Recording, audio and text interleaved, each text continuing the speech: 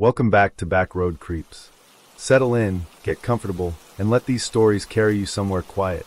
Every story here is made for one purpose, to help you drift off and fall asleep. No jump scares, just slow, dark, and cozy storytelling right before bed. If you enjoy what I do here, please like this video and subscribe. It helps more than you know. And drop a comment letting me know where you're from. I love seeing where you all are from. I don't run any ads on this channel. Not a single one. These videos are completely free for you, and I want to keep it that way. If you'd ever like to support me financially, I have a Patreon. The link is pinned in the comments and in the description below. Even the smallest support means everything and keeps this channel alive. Now, get comfortable. Close your eyes if you'd like. Let's walk. I don't really know how to start this except to say that I was losing time. That's the thing. That's what I need you to understand before any of the rest of it makes sense. I was losing chunks of time, and I didn't know I was losing them until after. So, background, quick. I rented a camper van in January 2024, right after the divorce was finalized, or right after I signed my half of it, anyway. Michelle kept the house. I had about 4 weeks before I had to be back in Portland for a job that hadn't started yet, and I needed to be moving.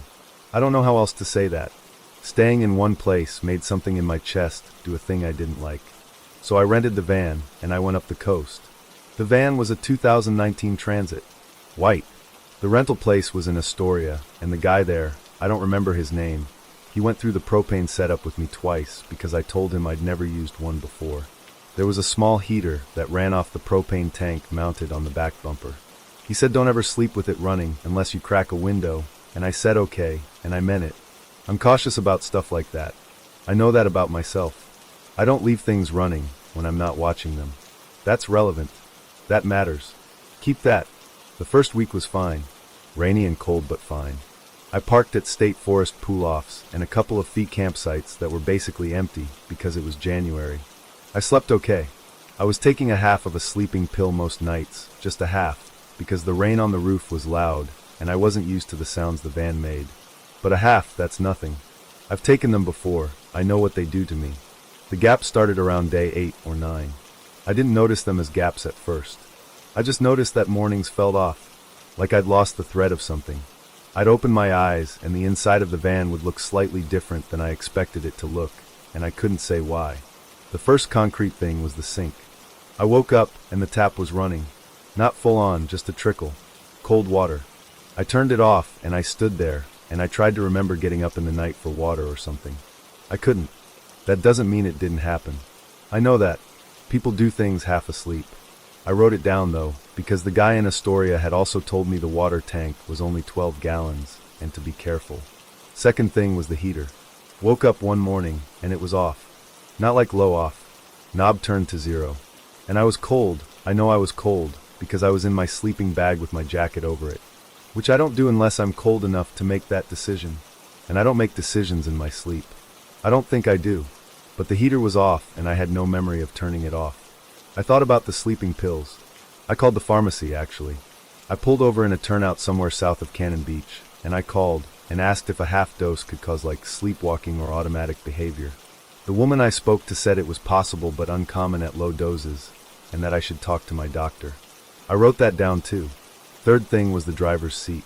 I had it set a particular way because my legs are long and I need the seat all the way back, or my right knee touches the center console on long stretches, and it bothers me. I got in one morning to drive, and my knees went right into the underside of the dash. Seat was pushed almost all the way forward, so far that I had to basically crawl out and reach in to adjust it. And I thought, and I'm trying to be accurate here, I thought I must have gotten into the van in the night for some reason. Gone to the front. Maybe sat there. I don't know why I would do that, but it's the only thing I could think of. Then I found the sand. This was day 11, maybe 12. I was sweeping the floor mat near the rear doors because I spilled rice and I noticed the grooves in the rubber. It was one of those heavy-duty mats with deep grooves in it. Were packed with sand. Gray sand, the kind you get on Oregon beaches. The really fine stuff. I pulled up the mat and there was sand under it too, in the corners where the mat doesn't lie flat. Here's the thing. I had not been near any beach in 4 days minimum. The roads had been iced over, and I'd been staying up on the headlands and in the Forest Service roads. I'd been walking around on mud and gravel and dead grass. Not sand. And it wasn't a little bit of sand. It wasn't like I'd tracked in a few grains from somewhere. It was packed into the grooves, like it had been ground in. I sat there looking at it for a while. I didn't do anything. I wasn't sure what to do. I took pictures of it on my phone, which I don't know why exactly. It just seemed like the thing to do. I swept it up and put it in a paper bag that I had, and I put the bag in the little trash bin I kept bungeed under the sink. That evening I drove to a spot above a closed marina. I'd seen it on a map app as a public overlook. There was a small parking area and a wooden railing, and down below were the docks, all the boat slips empty for winter. There were ropes or cables, I don't know what they're called on boats, attached to metal poles on the docks, and they were clicking against the poles from the wind off the water. I made soup from a can on the propane burner. I read a paperback I had.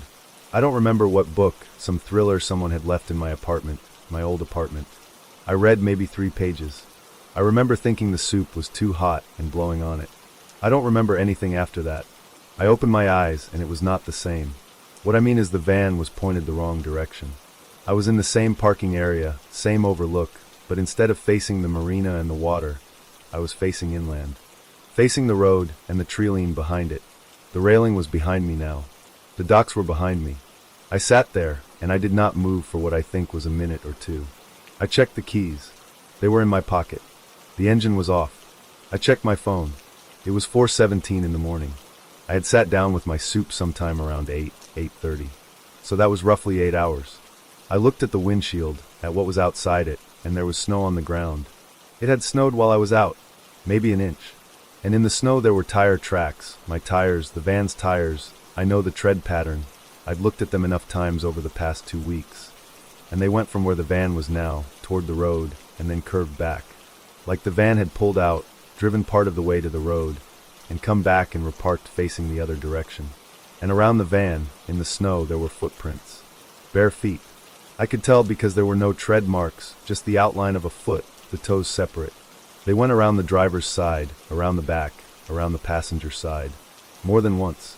The prints overlapped in places. Whoever made them had circled the van multiple times. I looked at my feet. I had socks on. I always sleep in socks. My boots were on the floor behind the passenger seat, where I put them every night. The soles weren't wet. My socks weren't wet. I pressed on them. I actually pressed the fabric between my fingers to check. I stayed in my seat.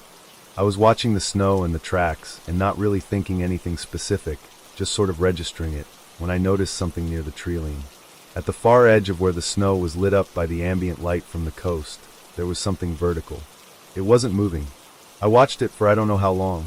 A dark shape, narrow, standing right where the trees started. I couldn't tell what it was. It could have been a signpost. There was one on the way into the overlook, a wooden post with a distances sign on it. And from the right angle at night a thing like that looks like a person. Or it could have been a person. It was about the right height. It didn't move. I kept watching it, and it didn't move. Then the dome light inside the van came on. Not the headlights. Not anything outside. The little light in the ceiling of the van, the one that comes on when a door opens. It came on and I looked up at it, and it was on, just on.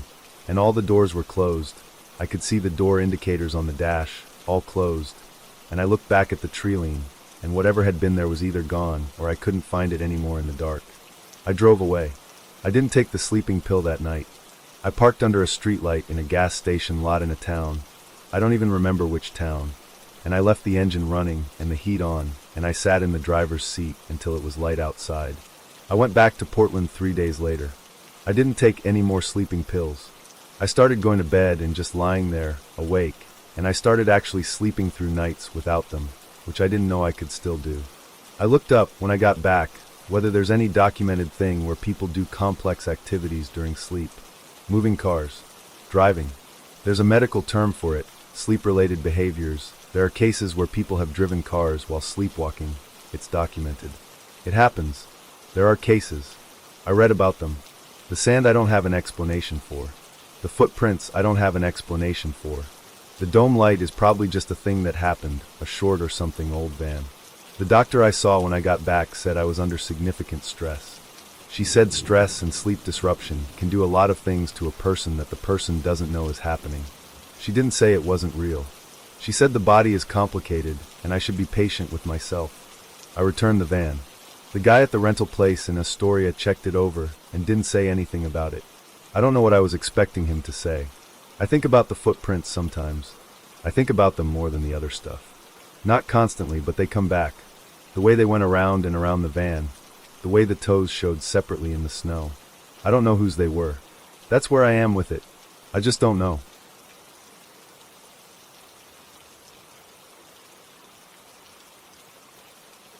I had a job in late 2017 delivering camera equipment through Sweden. Not my regular work. I was doing freelance logistics for a photography exhibit that was moving between cities, and the coordinator needed someone with a van who could drive long distances and handle the gear carefully. I had a camper van, bigger than what he needed, but it worked because there was floor space to pack the equipment cases flat, and I had the rigging straps for it. That's the only reason I was on the E45 that night.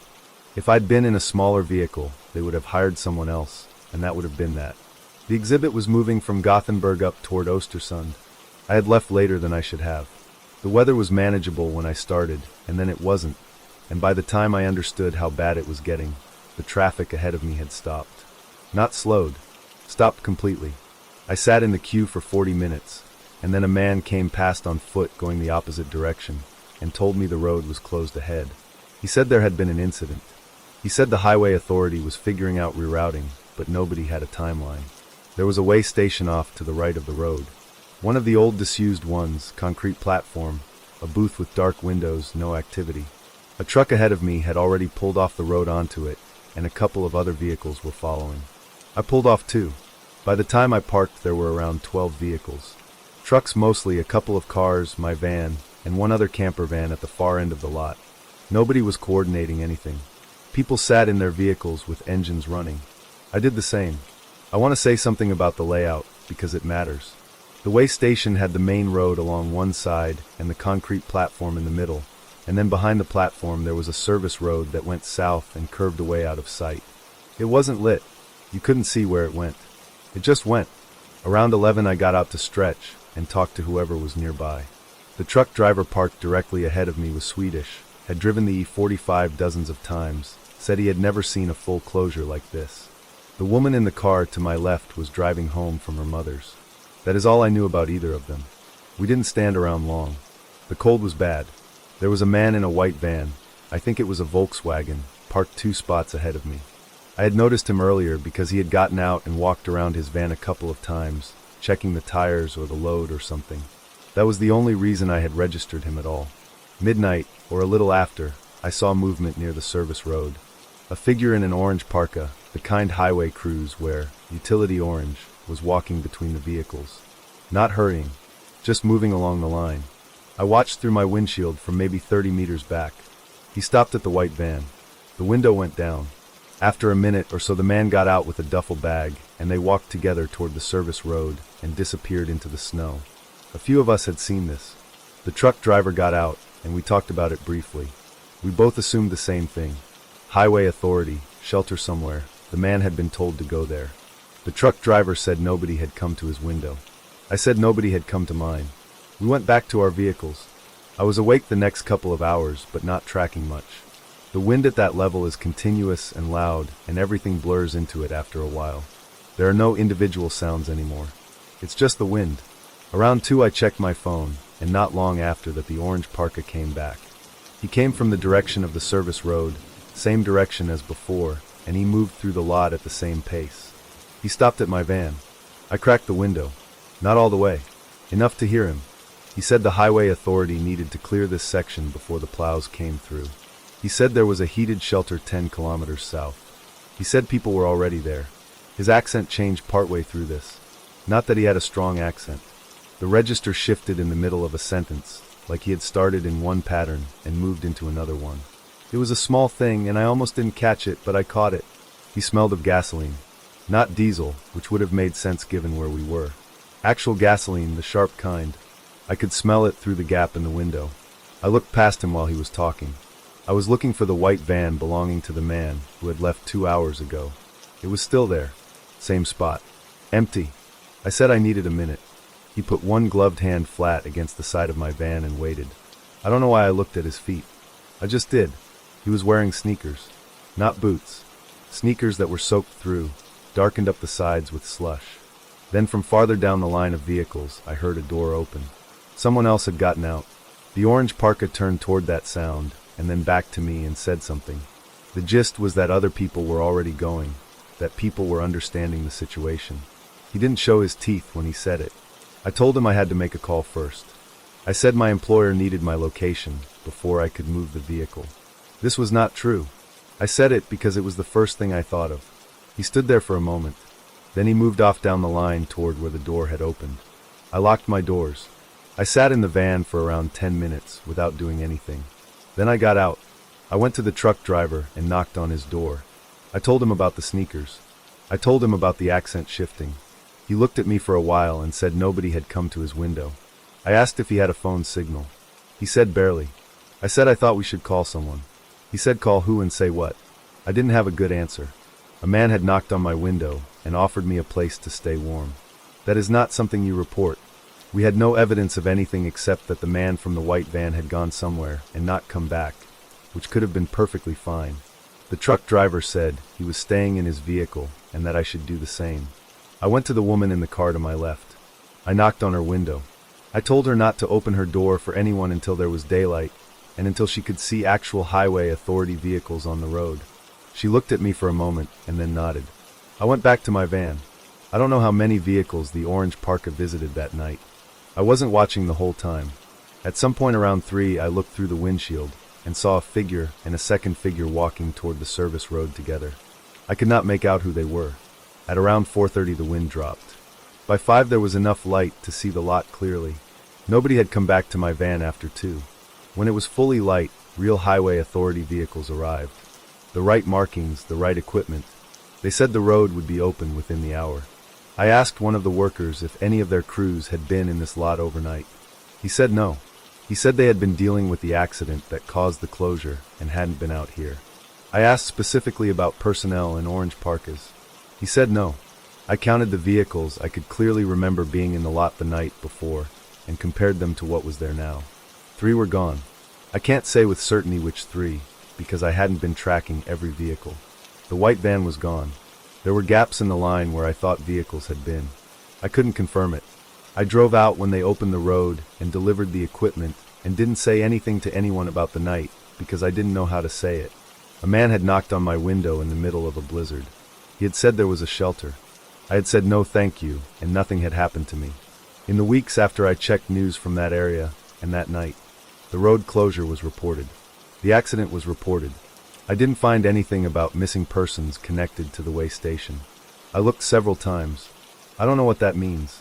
I don't know if I would find it if it existed, or if it would be in a place I could access, or if it happened in a way that would generate a report at all.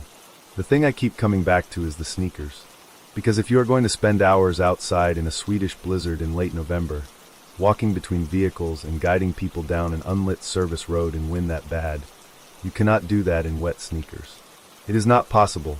Your feet stop working. You don't function. So either he had only come from somewhere very close and very recently, somewhere he didn't need real boots to get from, or there was something I'm not accounting for. The booth at the back of the way station had dark windows. I don't know if anyone was in it. I don't have anything else that would make this make sense. I've tried a few times to put it in an order that comes out to something, and it doesn't. I was there, and I don't know what happened there. I just know what I saw and what I did, and that I drove out in the morning, and the white van was gone, and I don't know where it went.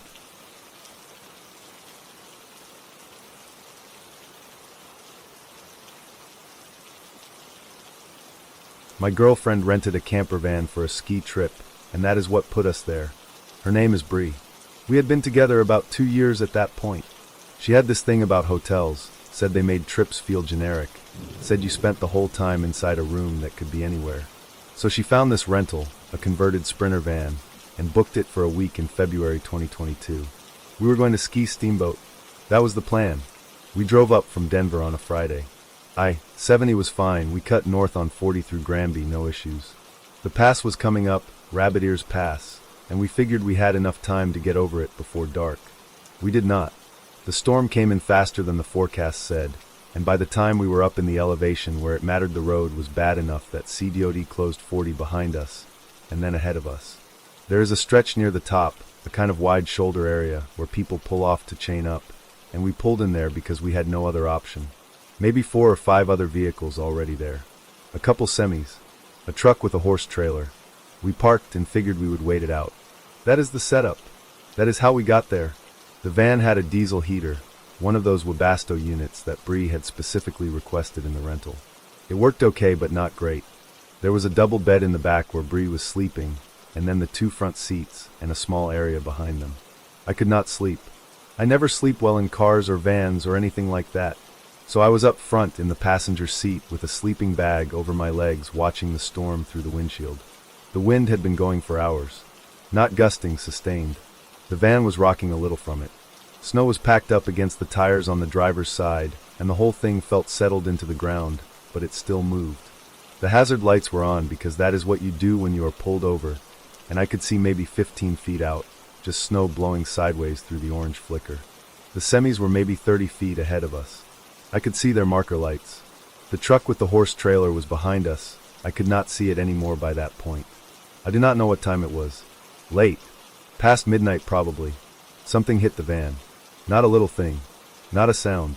A physical impact, the whole van moved. I am talking about a shove from the passenger side, the side facing away from the road, the side facing uphill into the trees. The van rocked toward the driver's side and then settled back. I thought at first that something had slid off the roof. Snow load, big chunk of it, hit the side on the way down. That made sense. I sat there for a second, and I was ready to settle on that. Then it happened again from the back. Different part of the van. The rear storage compartment is underneath the bed. It has a panel on the outside you lift to get to it. And whatever hit made that panel sound the way it sounds when you close it too hard. A metal resonance. Not a bang. More like the van remembered the shape of the hit for a second after. Bree woke up. She sleeps heavy, but not through that. She said something, asked if a car had slid into us. I told her I did not think so. She was quiet for a second, and then I heard her lie back down. I turned off the hazards. I did not think about it, I just did it. The inside of the van went dark except for the small light on the heater unit. Outside went completely black. I sat there for maybe 2 minutes, and nothing happened. The wind was the same. I started to think the snow load explanation was right, and I was going to try to sleep. Then I heard the first one. Not a crunch. The snow was too deep and too settled for a crunch. It was a compression, like pressure being applied and released. A sound that was almost not a sound, more like the van responding to something near it. A very slight creak in the frame. Then a pause. Then another compression, farther back along the passenger side. Then a pause. Then one near the rear corner. Whatever it was moving around the van.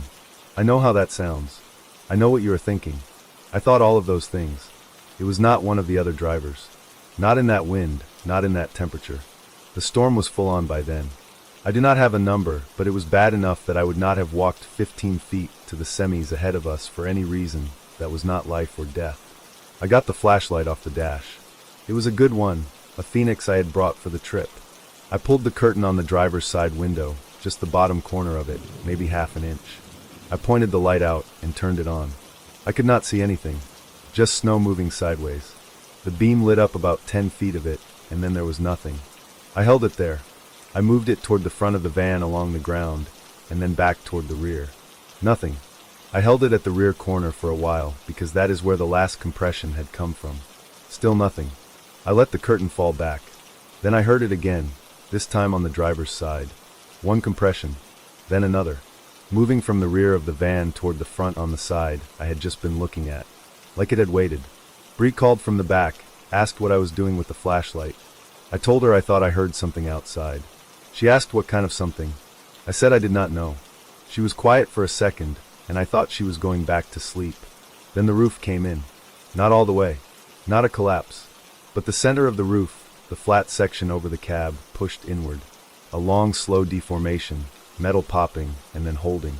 The liner on the inside of the roof, that foam-backed fabric, went concave maybe 3 or 4 inches at the center. I could hear it still creaking, like whatever was on it had not moved. I did not do anything for what felt like a long time, but was probably 5 seconds. I was looking straight up at the roof liner. Bree said something. I do not remember what. I think I told her to stay in the back. The weight shifted. You could hear it as a sound and feel it as a movement. The van tilted a few degrees toward the passenger side, the side facing the hill, and then the roof popped back out slowly, the metal working its way back toward its original shape, like something had pushed off. Then compressions again on the passenger side, moving toward the rear. The same pace as before. Deliberate. Stopping. One, then a pause, then one. Moving away from the van toward the tree line. I pulled the curtain on the passenger side. There was nothing I could see. Just the white. The compression stopped. The wind kept going. The van settled. I sat there in the front seat with the flashlight on until about 6 in the morning, when CDOD came through and said the road was opening in an hour. When it got light enough, I got out and walked around the van. Passenger side had 2 dents. One in the lower panel above the wheel well, and one in the cargo area at the back. Not huge dents, not crushed, just pushed in. The kind of dent that has a center point where the force was. The roof had a crease across it, diagonal, driver's side front to passenger side rear. The metal had buckled slightly along that line, and not come back all the way. I walked out from the van on the passenger side toward where the trees started, maybe 20 feet out. The snow was deep, thigh-deep in some spots, and uneven from the wind. I was looking for tracks or impressions or anything. There was something. I am not sure what to call it. Not tracks, not a clear shape. But the snow in a roughly circular path around where we had been parked was different from the snow farther out. Denser looking, more compressed, but the wind had been at it all night, so the edges were gone. You could not have pointed at it and said that is a footprint. But the snow in that path sat differently than the snow around it. I do not know what was there. I have thought about it a lot. The dents on the van cost us part of the deposit. The rental company said we had reported the damage correctly, and they appreciated that, but the impact damage was our liability. That is a thing that happened as a result of whatever happened. A ranger or wildlife officer, I am not sure exactly what his role was, came through while we were waiting for the road to open. He was checking on the vehicles that had sheltered there overnight. I showed him the dents. He looked at them. He looked at the roof crease. He asked if anything came at the van like another vehicle, and I said I did not think so. He did not say anything else about it. He moved on to the next vehicle. I do not know what the roof thing was. I have looked up what kind of animals are in that area in winter. Black bears, but black bears' den. Mountain lions, but mountain lions do not weigh enough to do what that roof did. There are other things people say about that area, but I am not going to go into that because I do not know what I saw and I do not want to put a name on it. The crease in the roof is still in my head. The way it went slow. That is the part one keep coming back to. If something fell on the roof or hit it, the deformation would have been fast, a bang, and then it's done. This went slowly. It went like something was settling its weight onto the center of the roof, finding its position, and then staying there, and the way the compressions before it had been moving. Around the van, not across it. Staying close to it. In conditions where, I do not care who you are or what you think, nothing should have been moving around out there. We did the ski trip. We skied for 4 days. Bree had a good time. She still talks about that trip like it was a great trip. She does not think about the night at the pass the same way I do. She says it was probably a snowplow or some equipment that bumped us in the dark. She did not see the dents up close. She did not walk out toward the trees. I have not said a lot about this to people because there is no way to say it that does not sound like a thing someone made up. I am not sure what I think happened. I am just telling you what I saw and what the van looked like afterward. That is all I have.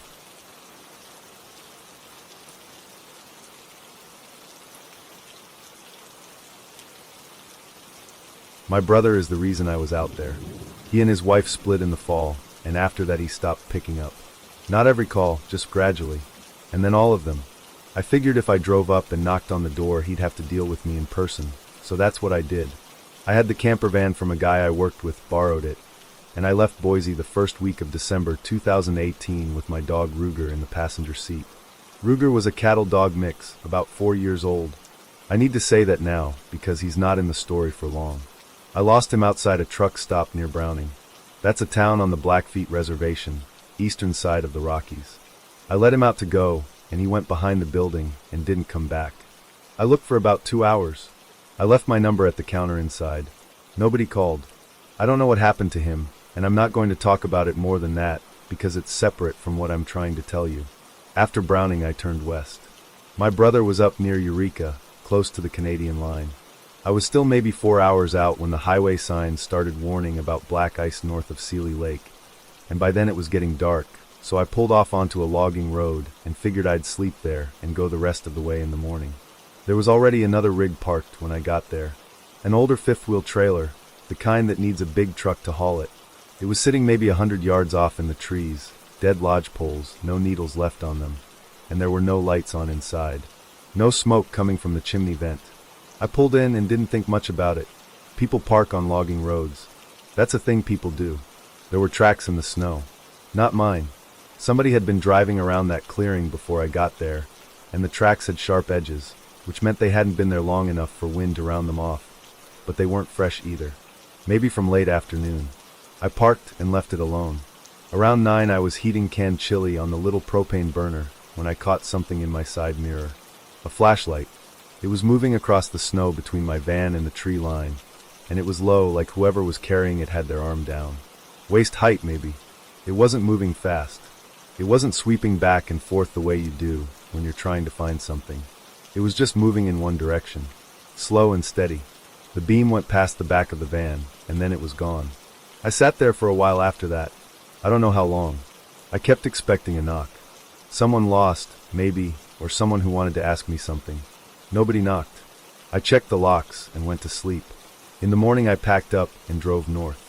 It took me a little over 2 hours to reach a gas station outside Ovando. I pulled in to fill up, and that's when I saw it.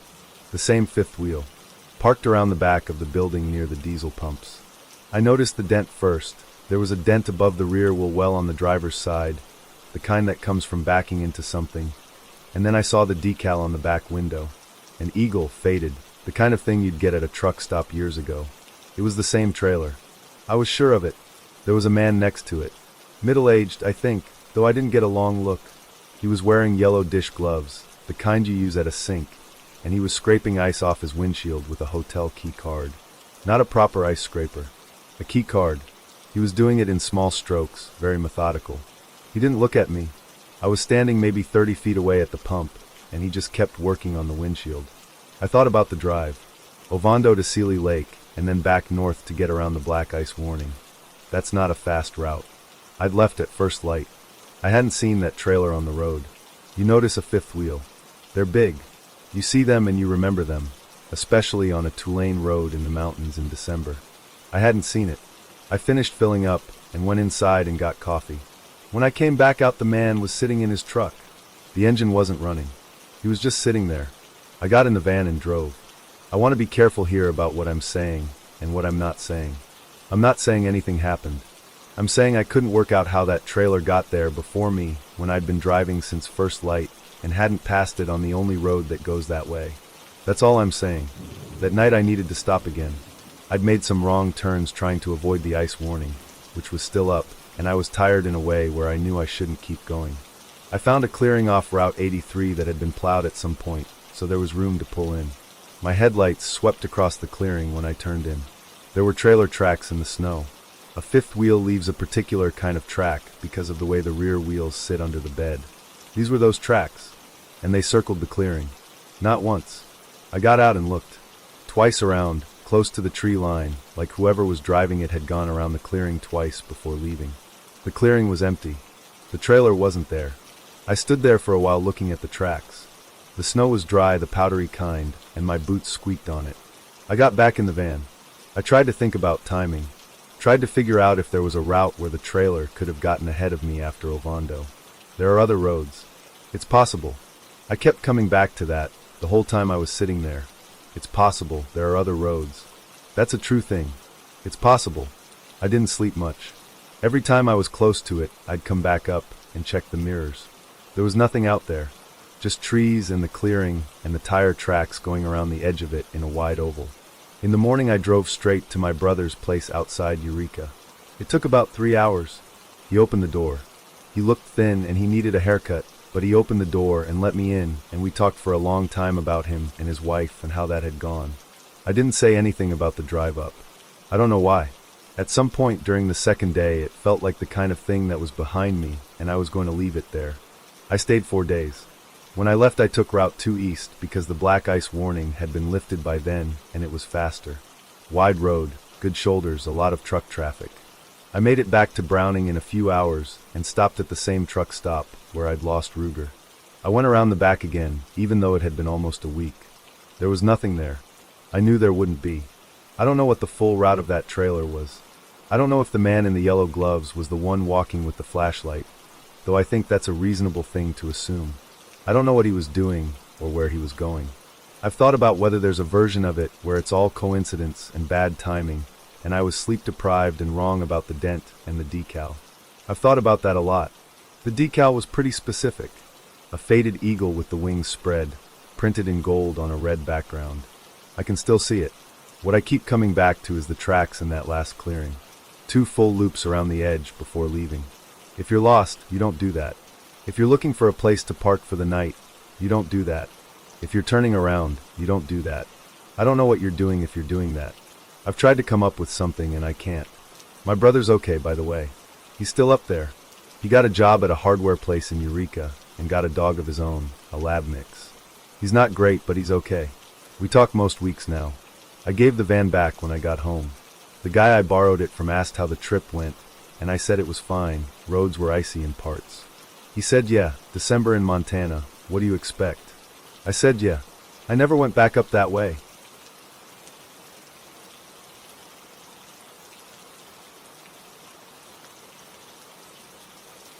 The company I was working for that winter had me driving a route through Quebec, moving specialty cheeses from producers to restaurant suppliers.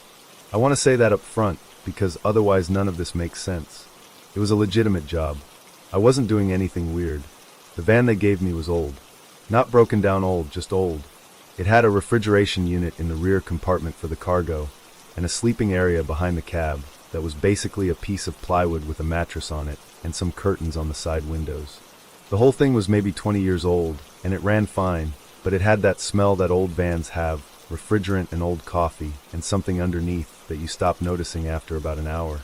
My supervisor, guy named Patrice, who I only ever talked to on the phone, he told me the company policy was that drivers slept in the van rather than paying for hotels. He said something like, drivers sleep better when they're near the cargo, which I thought was a strange way to put it, but I needed the work, so I didn't push it. I had a sleeping bag and I had the route mapped out, and that was it. So I want to just say the first thing, because I've been going back and forth about where to start, and I think the money is where it actually starts. I was parked at a fuel station somewhere between Rivière-du-Loup and Trois-Pistoles. This was the 4th night, and I went in to get something to eat. I bought a sandwich and a coffee. Before I went in I counted my cash because I was keeping track. I had $43. I know it was 43 because I'd been budgeting the cash I had left, and I'd counted it twice that day already. When I got back in the van I put my sandwich down, and I went to put the change in my wallet, and I counted what was there, and it was $31. So I got back out of the van, and I went through my jacket pockets. Then I went back in, and I went through everything. Under the seat cushion, in the door pockets, in the console. I pulled up the floor mat. I went back to the cargo area, and I checked the bins along the side walls, the ones that weren't being used for anything. I checked my sleeping bag. I went through the pockets of the other jacket I had back there. $12 doesn't disappear. I mean, I know that sounds obvious, but I kept thinking about it that way. It's not like keys. It's not like you absent-mindedly set money somewhere. You either have it or you don't. I sat there for probably 20 minutes trying to think if I had spent it somewhere and forgotten. I hadn't stopped anywhere else. I had driven straight from a rest area outside Rivière-du-Loup, where I'd slept the night before, straight to that fuel station. Okay, and here's where I have to back up a little bit, because the money wasn't actually the first thing. It was the first thing that I couldn't explain away. But there had been other things before that, and I had explained them away, which is why I want to tell you about them now. The first 2 nights were fine. Or I thought they were fine. I was tired, the roads were bad that week, a lot of snow, and the plows weren't keeping up on some of the secondary routes. And I wasn't sleeping well because sleeping in a van on a piece of plywood is not the same as sleeping in a bed. So I was tired. The 3rd night I woke up and the passenger seat was reclined. Not all the way back, but back farther than I keep it. I keep it pretty upright because I'm tall and I need the legroom when I'm driving, so I don't usually recline it at all. I looked at it and I thought, okay, I must have leaned over and knocked it somehow in the night. I put it back up and I didn't really think about it more than that. That same morning I noticed one of the curtains on the rear side windows was tied differently. There was a little loop of fabric that you tied to a hook on the window frame to hold the curtain back, and the one on the left side had been tied in a different kind of knot than I do it. I do a simple knot. This was more like a wrapped knot, doubled over. I untied it and retied it, and that was that. And there was condensation on the rear door windows, which there always was in the morning, but on one of them there was a small clear circle, like someone had wiped it to see through. About this big. I remember looking at it and thinking the shape was very deliberate, very circular, not like you'd get from a sleeve or a hand pressed flat. But I told myself the condensation probably just cleared in one spot from the heat of the refrigeration unit or something.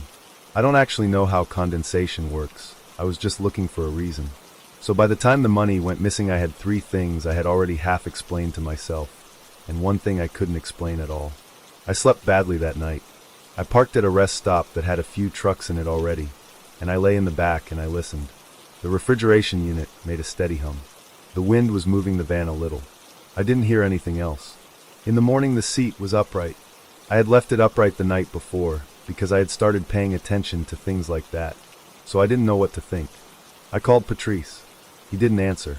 I left a message saying I needed to talk to him about the van, and I gave him my number. He never called back.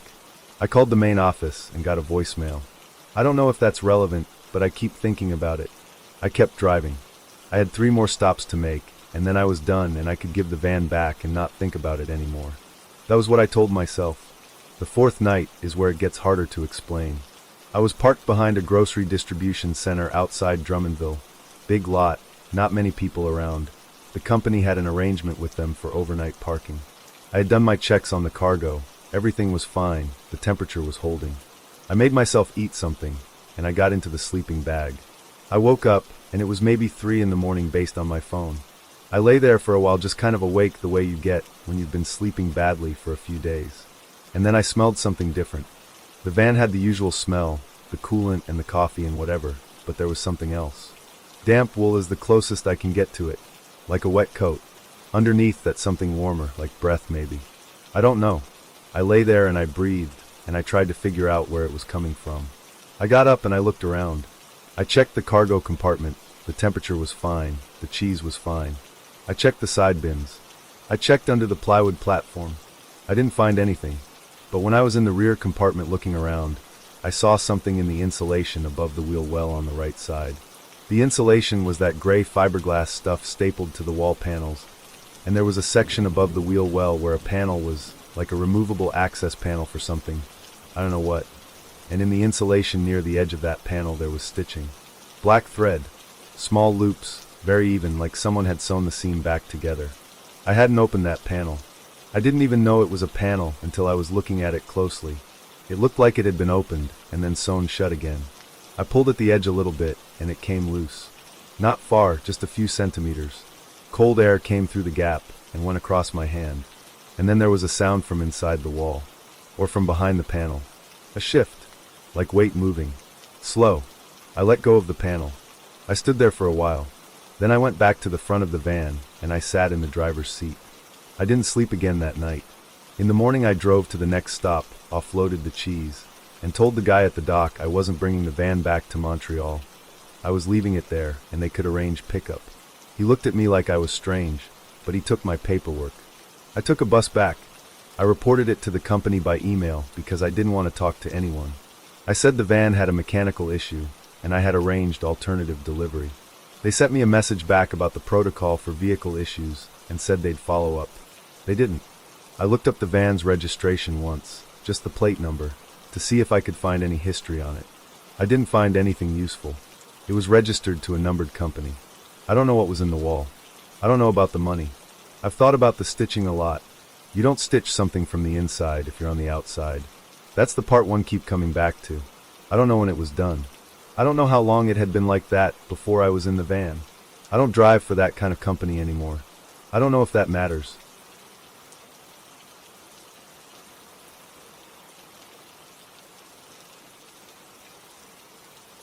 The seller canceled after we were already in the car.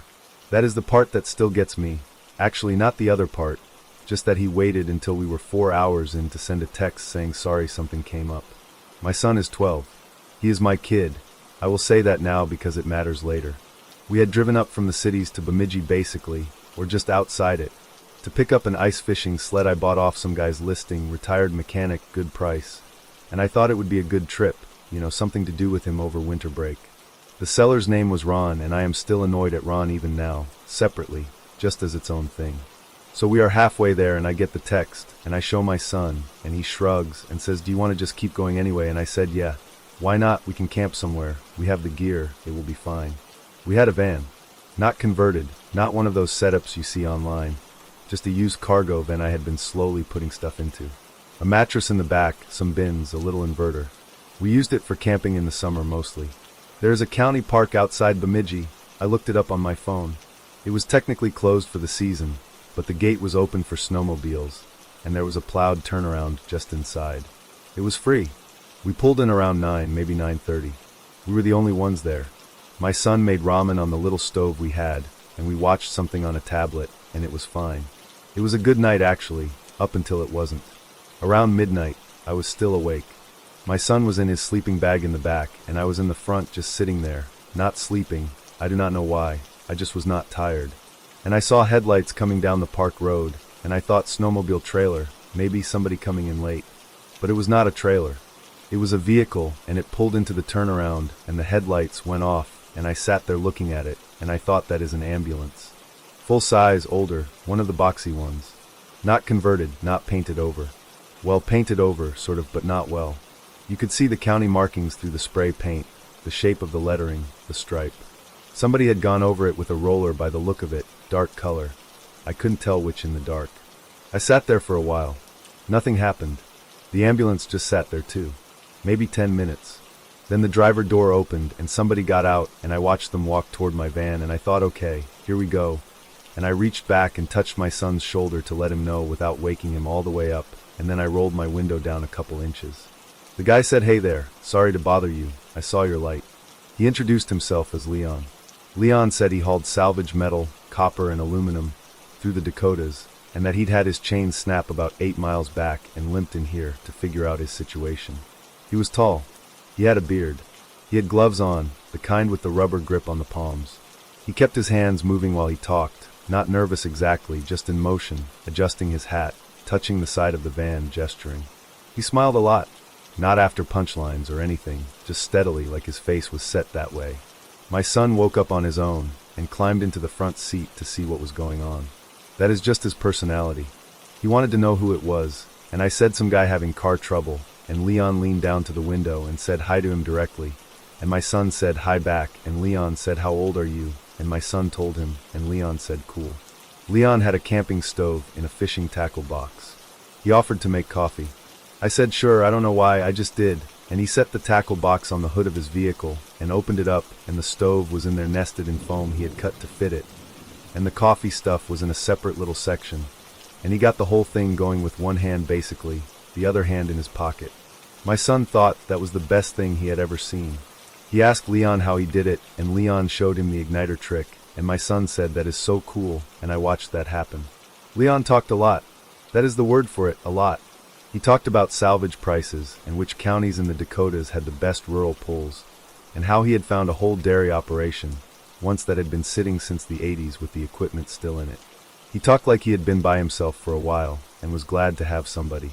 I did not think that was suspicious at the time. I am telling you now that I did not think it was suspicious. I want to be accurate about that. But then he started asking questions, and the questions were a particular kind of question. He asked how long my battery lasted overnight, because he said he had had a van himself once. I told him I had an auxiliary battery through the inverter, and he nodded and said, "Smart, smart." Then he asked, "Do you lock both the rear doors or just the side?" And I said, "I lock everything." He said, "No, I mean which do you use, like for getting in and out?" And I said the side mostly. He looked at the van for a second. He said, "The kids sleep up front or in the back," and I said in the back. He said that setup works really well for travel with a kid, and he looked at my son when he said it, not at me. I want to be careful here, because I am not saying I knew anything for certain. I am just telling you what the questions were and what order they came in. There might be a reason someone asks all of those things. I cannot tell you there isn't. The snow had started up again by this point, wet flakes, and they were sticking to Leon's beard, and he did not wipe them off. He never took his gloves off. He drank the coffee in the gloves. He had poured my son a cup too, mostly milk from a little jar he had, and my son was drinking it and talking to Leon about the stove, and I was watching Leon's hands and thinking about the questions. Around 1 in the morning he said, well, I should try to get a couple hours, and he said it was real nice meeting us, and he shook my son's hand, and then he shook mine, and he went back to the ambulance. The door shut.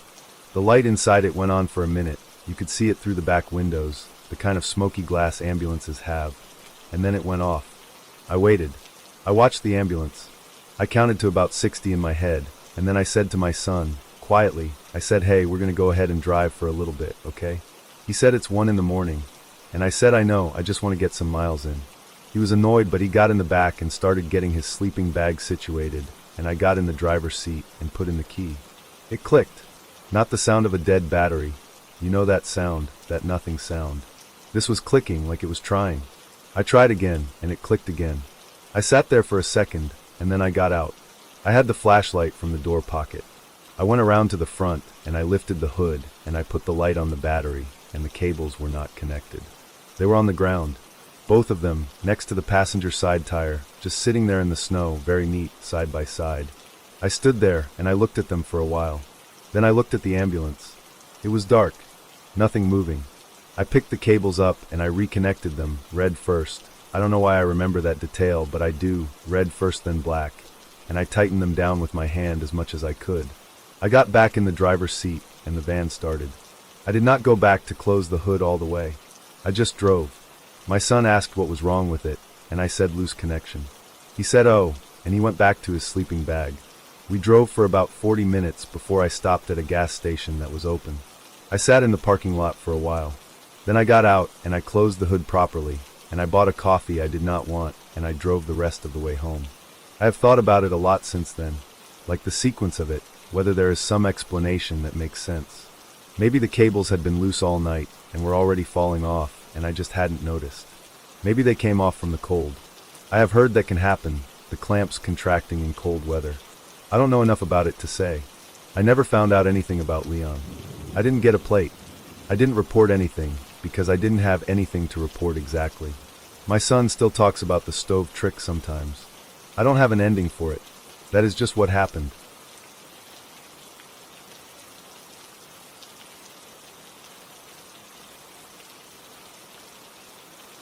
My husband took a contract up north in 2009, and I went with him, because the alternative was 6 weeks alone in a flat we could barely afford on one income.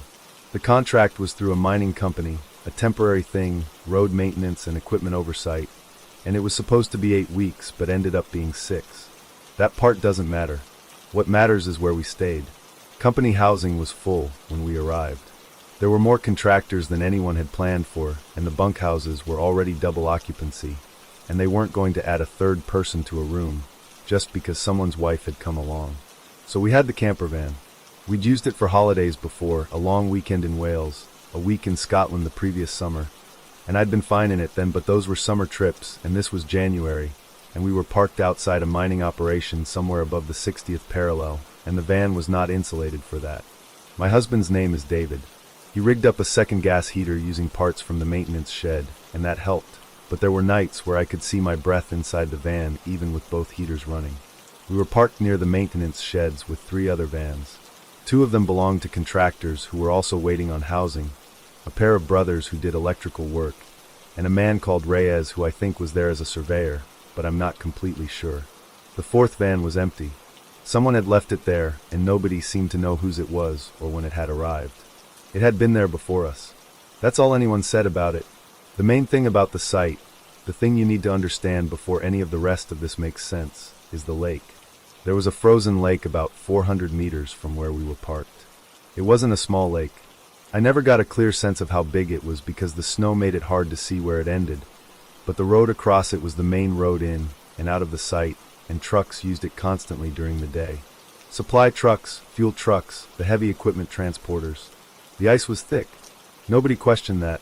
The trucks would have cracked through thin ice, and everyone on site would have known immediately, because it was the only road. The thing was the road across the lake after dark. I noticed it within the first few days. There was a cutoff. The trucks stopped using the lake road around 4 in the afternoon, which was already getting dark up there in January, and after that nothing crossed the lake. The trucks that came in later, the ones with the fuel, they would pull up at the near shore and wait until morning. They'd idle there all night rather than cross. I asked David about it, and he said it was probably a weight restriction, that the ice was rated differently at night because of temperature fluctuation or something. He said he'd ask someone. I don't know if he asked. He never told me what anyone said. What I noticed after that, because once you notice something you start paying attention to it, was that every morning there were fresh tracks on the lake. Tire tracks. They went from one shore to the other, completely straight. Not the kind of straight you get when someone's being careful. The kind of straight that means whoever made them wasn't making any corrections at all. Just a straight line across. And they were always there before anyone was up, or at least before I was up, because the first time I saw them I went over to look, and the snow at the near edge was already getting disturbed by the morning traffic of people walking around. I asked one of the electrical brothers about it. He was the older one. I never learned their names properly. I just thought of them as the brothers. He looked at where I was pointing, and then looked back at me and said that some of the overnight staff probably used it. He said it fast, and then changed the subject. That was the whole conversation. There was a heated trailer that the men used in the evenings. Cards mostly. David went most nights because it was warmer than the van, and because after 10 hours of work in that cold you wanted to be around other people. I went sometimes. There were 8 or 10 men in there on a given night. The brothers, Reyes, a few of the site workers, a mechanic named Callum who I talked to a few times because he was one of the only people who didn't seem uncomfortable about me being there. Callum was the one who told me, without quite telling me, that the Lake Road thing wasn't about ice ratings. We were talking about something else entirely. I think we were talking about the generator schedule, and I said something about the trucks idling at the shore overnight and how I'd seen the fuel gauges on them in the morning. Just an observation. And Callum stopped talking and looked at his cards, and then said that everyone who'd been up there longer than a month knew not to use the lake after dark. And I said why? And he said it wasn't worth it. And then someone else said something, and the conversation moved on, and Callum did not look at me again for the rest of that evening. The sounds started around the 3rd week. Or maybe they'd been happening before, and I only started hearing them then. They came from the direction of the lake. Not every night, but most nights. The way I described them, and I've tried to describe them before and never gotten it right, is that they sounded like something under pressure. A long, low sound that wasn't quite a groan, and wasn't quite a crack. It went on for several seconds at a time. Sometimes one after another with a gap in between, and sometimes just one, and then nothing for an hour. I know ice makes sounds. I know it expands and contracts, and that's loud and it carries. I've heard that before, at a lake near where I grew up, and it doesn't sound like that. What I heard sounded lower. I felt it in my back teeth. That's the only way I know how to say it. David said it was the ice. He was very certain about it. He said the ice was thick enough to be under real pressure, and that's what thick lake ice sounds like. I didn't argue with him, but I watched the men in the trailer on the nights when it happened, and none of them reacted the way you'd react to a natural sound you'd heard 100 times before. They'd go quiet. Someone would deal a hand. Someone would pour coffee. Nobody looked at the window that faced the lake. There was one night where the sound went on for almost a full minute, one continuous low noise. And I was in the van and David was at the trailer, and I sat on the edge of the bed and waited for it to stop. When it stopped it was very quiet. A few minutes later I heard the door of the trailer open, and someone walked to the edge of the lot and stand there for a while. I looked out and it was Callum. He stood there for maybe 5 minutes, and then went back inside. I don't know what he was listening for, or what he decided when he went back in. The night with the lights was maybe 4 weeks in. I'd been inside the van after dinner, and I needed to dump the dishwater. We had a small basin we used instead of the van's water system, because the pipes froze if we let them. I stepped outside with the basin, and it was snowing, not heavily, but enough that the lights from the maintenance sheds were blurry. I walked to the drainage channel at the side of the lot, and poured out the water, and when I turned back toward the van I saw them. Lights on the lake. 2 of them, wide apart, moving very slowly from the far shore toward the middle. The first thing I thought, and I went through this quickly, was a truck. But the lights were too high off the ground for a truck, and they were too far apart. I don't mean slightly too far apart. They were much further apart than the width of any truck I'd seen on the site, and the site used some very large equipment. And there was no engine noise. That's the part one keep coming back to. In that kind of cold and that kind of quiet, you hear engines from a long way off. The fuel trucks idling at the shore were audible from the van with the heaters running. Whatever was moving across the lake, I could not hear at all. The lights were moving slowly enough that I watched them for probably 2 minutes. They stopped roughly in the middle of the lake, which was where I estimated the middle to be based on the proportion of the crossing they'd completed, and they stayed there. Just 2 lights, sitting stationary, not moving, not dimming. My hands were still wet from the dishwater. I noticed that my fingers had gone numb, and I dried my hands on my coat. Behind me I heard the card game in the trailer go quiet. The door of the trailer opened.